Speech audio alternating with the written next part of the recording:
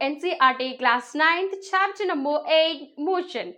Children, from today we are moving with that is another part of this science subject, that is physics. We are going to start, means physics subject, that is physics topics we are going to learn. In that, the first chapter is what? Motion. Isn't it, children? There are total 5 physics topics which we are going to learn in the class 9. In that, the first one is what? Motion. Next, force and laws of motion. After that, gravitation. The next, what? Work and energy. And last, we are with the sound chapter. So, children, now in this session, we are going to start up with the first chapter of the physics, you can say. So, what is the name of the chapter? Yes, that is what? Motion. So, what are the topics then which we are going to study under this motion chapter? We will discuss. Okay, children, the main topics to be covered in this chapter are, that is introduction. Here what we will do? We are learning the definition of a motion with certain examples, isn't it? Next, describing motion. How it is going to be described, means we have some related terms like distance, displacement, along with their definitions, there is meanings. We are going to learn under what? Describing motion. How it is, means the path, that is straight line or circular. Especially in this chapter we are studying what? Straight line. That is describing motion. The next, we have uniform motion and a non-uniform motion.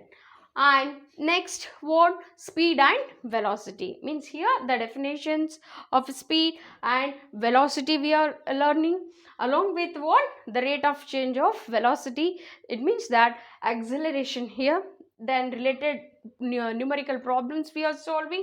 After that, that is graphical representation. Means with the help of the graph we are going to represent, that is what? Distance time graph and a velocity time graphs. With the, that is numerical problems using graphs we are solving under this subtopic. Then next, what we have? Equations of motions. The main important that is very important law, that is equations we are learning under this topic, children. Then last topic, that is what? Uniform circular motion. And one by one, along with the subtopic, we are learning their numericals also. Okay, children, why so late? Then we'll start with the first topic, that is introduction to motion. Children, now we will define what is meant by motion. You know, children, motion is nothing but any change in position of an object with respect to time. What do you mean by motion, children? That is a change in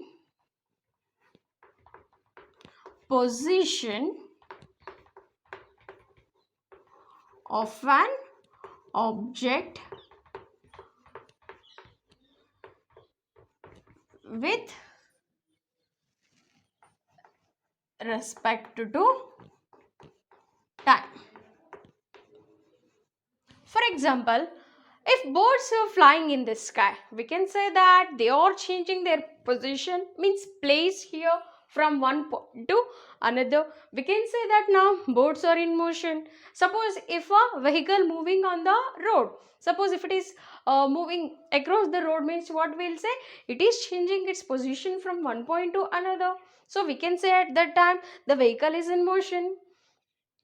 And we can say that the blood is flowing in our body. It is also said to be a kind of a motion. And the rotation of the blades of a fan, children, it is also in motion, isn't it? And why so for children? If you people are all watching this video, know that it is also in motion.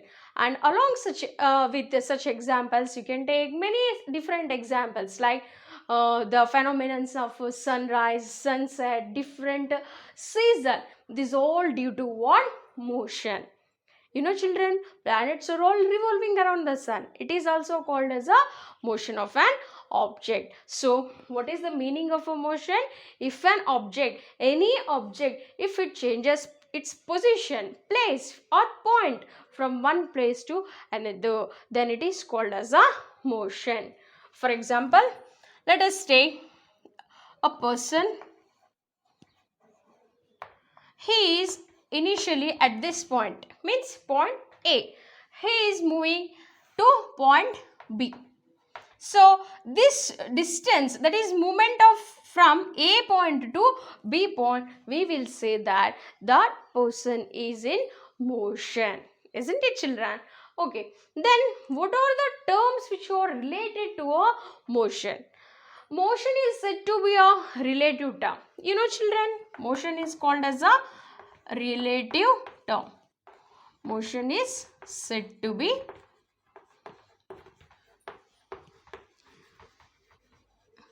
relative term. So what it means here, relative term? Means it is always taken with reference to someone, means observer it might be, or to a particular point you can take. Let us take here example, that is, if a person is standing near the bus stop. Let us imagine this is what the person who is standing near the bus stop. To him, a car, children, isn't it? This is what? Car. If a car moves on the road, means if it crosses this person on the road, so for him now, the car is said to be in a motion. Isn't it, children? A person, he is stationary near the bus stop. To him, this car is motion because it is moving from this point to this point. So to him what? Now it is a motion. And suppose if any persons, driver or some passengers, if they are sitting, means to them this person is what? Stationary. This what? Car is in motion. Isn't it, children? But these people are at rest. But the vehicle, that is car, is in said to be motion.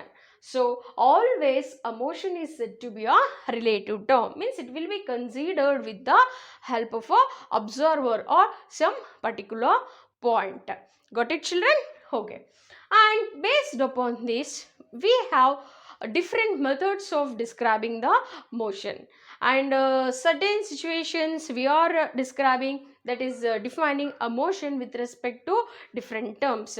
That is like we may have that is motion of an object along a straight line, that we call it as a rectilinear motion. Rectilinear motion. You know, children, what is the meaning of a rectilinear motion? A motion of an object along a straight line. Let us take point A and B. If a car travels in this straight line, isn't it? This is a what? Straight line. So if a car travels a straight path, then it is called as a rectilinear motion. And similarly, if a car, that is, it takes path in the circular way, isn't it? If a car travels in this circular pattern, then it is said to be circular motion.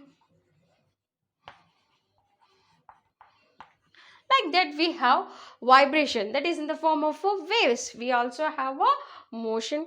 So we can say that overall motion is a what? Complex term.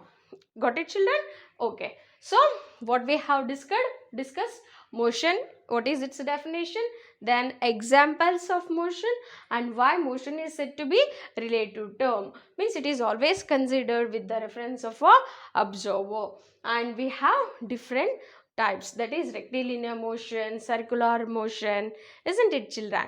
In this chapter particularly we are going to study motion of an object along a straight line. Got it? Okay. Now here we need to know mainly two things, children. The very important two things we need to know.